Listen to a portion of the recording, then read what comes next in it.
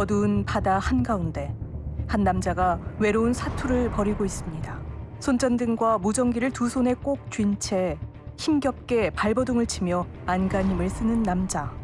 누군가 와줄 거라 믿었고 누군가에게 반드시 돌아가야 했기에 그는 온몸으로 죽음에 저항했습니다. 그 시각 남자의 어머니는 심상치 않은 악몽에 시달리고 있었습니다. 엄마! 하고 두 번 크게 부르는 거를 제가 꿈을 꿨어요. 너무 많이 놀래기도 하고 새벽 4시 50분에 일어났었거든요. 근데 파출소에서 5시 1분인가 전화 왔는데 목소리가 너무 소름 끼치는 거예요. 어머니, 재석이가 지금 연락이 안 돼요. 한 번도 아니고 두 번씩이나 마치 외마디 비명과도 같았던 아들의 절박한 목소리는 분명 불길한 일이 벌어졌음을 직감케 했다고 합니다. 재석이가 그 요구주자를 구하러 들어갔다가 데리고 어머니 데리고 나오다가 연락이 안 되고 있어요. 빨리 구해주세요, 우리 재석이. 빨리 구해주세요. 신고 전화를 받고 갯벌로 출동한 아들이 연락이 되질 않는다는 겁니다. 실종 신고를 접수한 119 구조대가 긴급 출동해 수색에 나섰지만 한 45분경에 해경이 발견을 했다고 들었습니다. 심정지 상태로 CPR을 계속하면서 병원으로 이송한 거로 알고 있습니다. 인천해양경찰서 영흥파출소 소속 34살 이재석 경사. 그는 누군가 갯벌에 고립됐다는 신고를 받고 출동한 뒤 고립된 남성을 만나 자신이 착용하고 있던 구명조끼를 건네주고 빠져나오려 했지만 무섭게 불어난 밀물에 그만 휩쓸려 버렸습니다.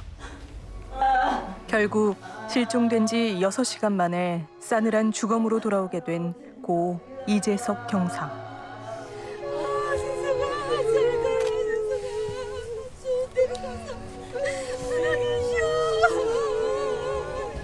이재석 경사의 희생으로 목숨을 건진 남성은 70대 중국인이었습니다.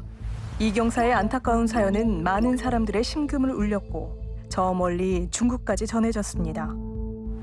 국경을 넘나드는 추모 물결이 이어졌고 사람들은 그를 영웅이라 불렀습니다.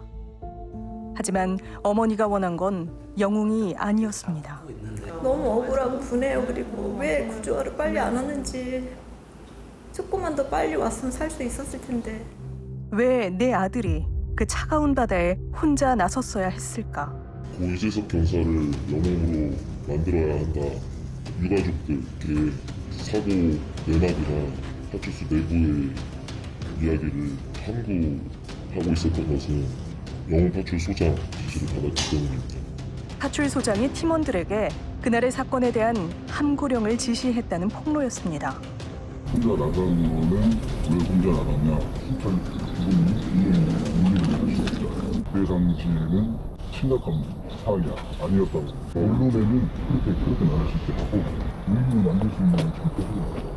그날 언론을 뒤덮은 건 구명조끼를 벗어주는 이경사의 모습뿐. 사고 경위에 대한 설명은 없었는데요. 이상한 건 이뿐만이 아니었습니다. 지금 중요한 건 왜 이렇게밖에 안 됐는지, 왜 구할 수 있는 이 많은 시간들을 왜 놓쳤는지가 중요한 건데 타임라인별로 딱 체크해서 제가 달라고 그랬거든요. 너무 의문이 많아서 금방 갖다 주겠다 했는데 그거를 그 다음날까지 질질 끌었고 오늘 CCTV 도로능상 녹취 이렇게 3개를 딱 한 거예요. 그러니까 이 모든 다 잘못된 부분들이 이 안에 다 들어있어요. 유가족이 어렵사리 확보한 2시간짜리 영상 속엔 세상에 드러나지 않은 그날의 진실이 고스란히 남아 있었습니다. 이곳 영흥도 갯벌은 해루질 명소로 입소문이 난 곳이기에 밤마다 드론을 띄워 야간 순찰을 하는데요. 그날도 갯벌엔 물때에 맞춰 모인 사람들로 가득했지만 해루질은 오래가지 않았답니다. 백중살이 이 대자리에 수영 선수들도 수영 못해요. 물발에는. 그리고 그 자리들이 엄청 유명한 자리거든요. 사람이 많이 죽어나게요. 그런데 모두가 빠져나간 새벽, 드론에 한 남자가 포착됩니다. 바로 70대 중국인입니다. 완전히 나간 시간이 한 2시 30분 그 정도인데 그러니까 육지로 이동하라고 경고방송 계속하고 다녔단 말이에요. 저도 그분이 사고당하신 근처에 있었단 말이에요. 욕심부리지 말고 사고당한다고 나가라고. 해루질을 하다 굴껍데기에 발을 다쳐 움직이질 못하겠답니다. 그렇게 오도 가도 못하고 갯벌에 고립돼 버린 남자. 잠시 뒤 멀리서 손전등을 비추며 누군가 다가옵니다. 그를 구조하기 위해 출동한 이경사입니다. 남자를 발견한 이경사는 그에게 가까이 다가갔고 현장 상황을 파출소에 보고했는데요. 지금 현재 물이 어느 정도? 허리 정도 차고 있습니다, 지금. 예, 그럼 신속하게 이탈하기 바랍니다. 이경사는 자리에서 꼼짝 않는 남자를 업어보려 하지만 여의치가 않습니다. 망설임 없이 구명조끼를 벗어서 남자에게 건네주는데 남자 역시 선뜻 조끼를 받습니다. 이후 손을 잡고 걸어나가는 두 사람. 그러나 새벽 3시경 허리까지 오던 물이 턱 밑까지 차오르자 이경사는 남자의 손을 놓치고 맙니다. 두 사람의 거리는 점점 멀어졌고 이경사는 갑자기 불어난 바닷물에 중심을 잡지 못하고 허우적거립니다. 반면 중국인 남자는 구명조끼 덕에 안전하게 물에 떠 있을 수 있었는데요. 그는 약 55분 동안 점점 희미해지는 의식을 붙들고 끝까지 버티고 있었습니다. 바로 그때 드론이 잠깐 중국인 쪽으로 방향을 돌렸는데 갑자기 시야에서 사라져버린 이경사. 더 이상 그의 모습은 찾을 수 없었고 6시간 뒤 시신으로 발견된 겁니다. 그러면 지금 숨이 꼴딱꼴딱 넘어가는데 저렇게 위험한 상황에서 팀장이라고 그러면 경력이 꽤 있을 텐데 출동 안 시키고 한 게 이해를 못 하겠는 거죠. 뒤이어 확보된 녹취 기록에서 뜻밖의 사실이 확인된 건데요. 현재 요구조자 확인 입수해서 들어가야 할 것 같습니다. 입수? 뭐야, 수심이 얼마나 되는지? 수심이 좀 있어 보이는데요. 혼자 가능하겠어? 일단 한번 들어가 보겠습니다. 어떻게 추가 누구 좀 보내줄까? 깨워서? 물이 차올라서 조금 필요할 것 같긴 하거든요. 그가 사고 전 파출소에 추가 인원 투입을 요청했던 겁니다. 하지만 아무리 시간이 흘러도 그곳엔 아무도 나타나지 않았습니다. 지난 22일 영흥도 갯벌에서 이경사의 숭고한 희생을 기리는 추모 행사가 열렸습니다. 그런데 국화꽃을 든 한 남자가 등장하더니 욕설을 내뱉으며 난동을 부리기 시작합니다.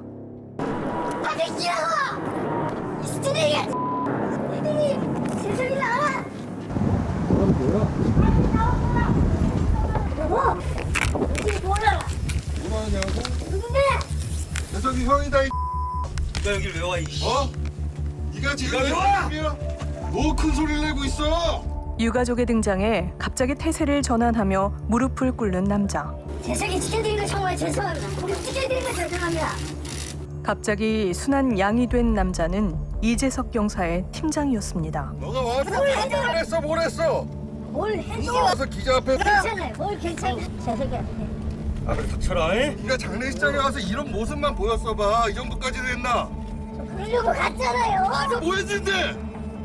자, 내려주세요. 내려주세요. 가족들은 그의 애도를 의심하고 있었습니다. 이해할 수가 없네요. 저 지금 쇼하고 있는 거잖아요. 지가 죽일 놈 됐으니까 진짜 생쇼를 하고. 이경사의 장례식장에서는 유가족의 물음에 침묵하고 도망치려다 붙잡혔다는 그가 무슨 이유로 제 발로 추모 행사에 와서 이런 모습을 보이는지 의아하다는데요. 이재석 경사 왜 혼자 나가는지. 설 때까지 기다리라고요. 나한테 묻지 말고. 당신 기자니 조사한 사람이 아니잖아요. 사실은 아는 건 팀장님이시잖아요. 장례식장에서 그랬던 것처럼 팀장은 여전히 그날의 사고에 대해서는 침묵을 지키고 있습니다. 그런데 갑자기 돌발 상황이 벌어집니다. 그가 느닷없이 이경사가 발견됐던 갯벌 안으로 향하는데요. 곧이어 해경이 출동합니다. 저 안으로 들어가죠. 팀장님. 저 멀리 보이세요? 어디? 저기 멀리. 저기 발견된 위치 저쪽 있으시잖아요. 갑작스러운 소동으로 추모 행사의 주인공이 이경사에서 팀장으로 바뀝니다. 해경의 구조대까지 출동하면서 순식간에 현장은 아수라장이 되는데요. 하지만 이에 아랑곳하지 않고 이경사를 추모하겠다며 기어이 갯벌 안쪽으로 들어가는 팀장. 하지만 유가족은 그의 행동을 두고 그저 보여주기 위한 것에 불과하다고 말합니다. 제가 따졌던 부분이 왜 2인 1조로 가지 않았고 재석이 먼저 갔냐 라고 물었을 때도 똑같은 답변을 받았는데 경찰이 그렇게 혼자 원래 들어가게 돼 있습니까? 2인 1조라든가 이런 법령이 없어요? 뭐 그렇게 인원이 많으면 그렇게 했으면 좋았을 것 같은데, 그리고 일단 안전에는 큰 우려되는 사항이 없다라고 판단을 했었거든요. 그 위험한 곳에 이경사를 홀로 보낸 것을 두고 동기도 의아하긴 마찬가지랍니다. 이렇게 1인 출동이 가능은 한 거예요? 절대 불가능하고 있어서는 안 되는 일이에요. 그건 2인 출동이 기본 원칙. 당연하죠. 요구조자, 고립자, 익수자 같은 게 발생하면 한 명이 지휘를 하고 두 명이 나와서 현장 뛰고 이렇게 해서 3명이 돌아가게끔 했었어요. 당시 파출소에는 이경사를 포함해 총 6명이 있었습니다. 하지만 이 중 4명이 규정보다 많은 휴게 시간을 부여받은 탓에 실제 근무자는 이경사와 팀장 2명뿐이었습니다. 가장 이상적인 선택은 팀원들을 다 깨우고 재석이 형하고 팀장 둘이 나갔어야 된다. 그리고 애초에 휴게를 할 때도 4대2가 아니라 3대3으로 했었어요. 만약 휴게 시간이 지켜졌더라면 이경사는 사고를 피할 수 있지 않았을까? 그들은 대체 왜 규정보다 많은 휴게 시간을 부여받았던 걸까? 우리는 이경사가 친구들에게 보낸 문자 메시지를 통해 그 이유를 짐작할 수 있었습니다. 팀 내 불화로 인한 고충으로 이경사가 괴로워했다고 합니다.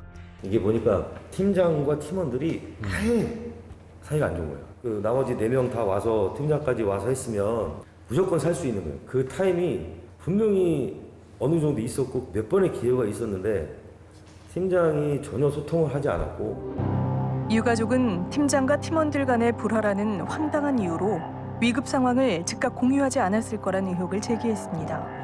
실제 야간 근무를 했던 직원들도 팀장으로부터 아무런 사항을 전달받지 않은 것으로 알려졌는데요. 이런 사실도 모른 채 그 시각 동료들이 오기만을 기다리며 있는 힘을 다해 버티고 있었던 이경사.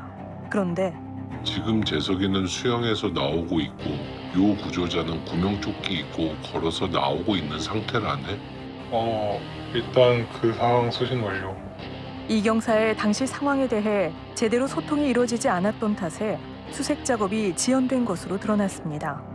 실질적인 구조 장비가 투입되기까지 소요된 시간은 약 40분이었습니다. 설상가상 구조대가 도착하기 전 이경사를 비추던 드론이 갑자기 현장에서 벗어납니다. 이유는 황당했습니다. 혹시 드론 순찰팀에서 계속 관찰 지금도 안 되고 있는 건지? 드론 순찰팀 지금 배터리 없어서 못 날린단다. 순찰 드론이 이탈하면서 이경사의 위치를 놓치게 됐고 골든타임마저 놓치게 됐는데요. 그때 이제 놓친 이유가 교환을 하기 위해서 온 사이에 이제 놓친 거거든요.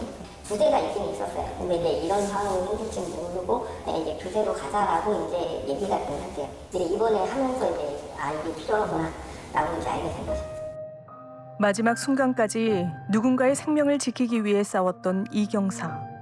하지만 그를 지켜줄 수 있었던 수많은 손길은 끝내 그를 외롭게 내버려 두었습니다. 그의 곁에 있어야 했던 사람들은 그곳에 없었고 누군가는 아무 말도 남기지 않고 그곳을 떠났습니다. 이경사가 쓸쓸히 죽어간 곳에 그들이 남긴 것은 책임도 사과도 감사의 인사도 아닌 비겁한 침묵뿐. 지금부터라도 사건의 진실이 하나하나 밝혀질 수 있을까? 재석이가 이렇게 빨리 갈 거라고 전혀 생각도 못했고 단 1도 생각 안 했어요. 그리고 제가 말할 때 너는 해경이라 국민한테 봉사하고 헌신하고 투철한 사명감으로 책임감 있게 일을 해야 된다. 제가 늘 그렇게 얘기했었거든요. 근데 그 책임감 때문에 맞아요. 그날 여기 사람이 있었습니다. 이기심보다 사명감이 앞서는, 그래서 나보다 남을 먼저 걱정한 사람이 있었습니다.